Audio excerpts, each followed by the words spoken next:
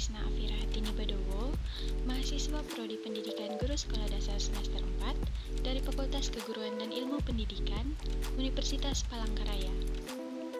Di sini kita akan membahas sedikit tentang definisi dan penjelasan singkat mengenai kurikulum merdeka. Sebelum mengulas lebih jauh, marilah kita simak bersama-sama definisi dari kurikulum merdeka. Kurikulum merdeka tentu tidak asing lagi di telinga kita. Kurikulum ini muncul pada 11 Februari 2022 tahun lalu yang diluncurkan oleh Menteri Pendidikan, Kebudayaan, Riset dan Teknologi Mendikbudristek Nadiem Anwar Makarim. Kurikulum merdeka disebut dengan kurikulum prototype. Kurikulum ini adalah kurikulum yang fleksibel. Selain itu, kurikulum ini berfokus terhadap materi esensial, pengembangan karakter serta kompetensi murid, dan student-centered learning atau berfokus pada siswa. Kurikulum merdeka adalah kurikulum dengan pembelajaran intrakurikuler beragam, di mana konten lebih optimal agar peserta didik memiliki cukup waktu untuk mendalami konsep dan menguatkan kompetensi.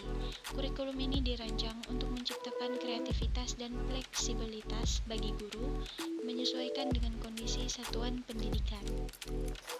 Kemudian kita akan membahas tentang perubahan kurikulum merdeka. Di sini transformasi kurikulum membawa berbagai perubahan bagi kurikulum pendidikan di Indonesia ke depannya. Setidaknya ada 4 arah perubahan kurikulum di Indonesia. Yang pertama adalah struktur kurikulum lebih fleksibel. Artinya, arah perubahan kurikulum ini memberikan kebebasan bagi guru terkait jam pelajaran karena ditargetkan dipenuhi dalam 1 tahun, bukan setiap minggu. Yang kedua, fokus pada materi esensial. Materi pelajaran yang terlalu padat membuat tidak cukup waktu melakukan pembelajaran mendalam dan sesuai dengan tahap perkembangan peserta didik. Oleh karena itu, kedepannya pembelajaran akan difokuskan pada materi esensial. Dan yang ketiga, penggunaan beragam perangkat ajar. Untuk itu, kurikulum kedepannya akan memberikan keleluasaan bagi guru menggunakan berbagai perangkat ajar sesuai kebutuhan dan karakteristik peserta didiknya. Kemudian yang keempat, tentang pemanfaatan teknologi digital. Diperlukan adanya aplikasi yang menyediakan berbagai referensi bagi guru untuk dapat terus mengembangkan praktik mengajar secara mandiri dan berbagai praktik baik. Karakteristik kurikulum merdeka.